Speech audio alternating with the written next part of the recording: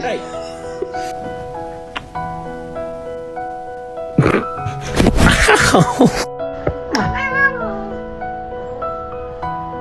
It's not that serious.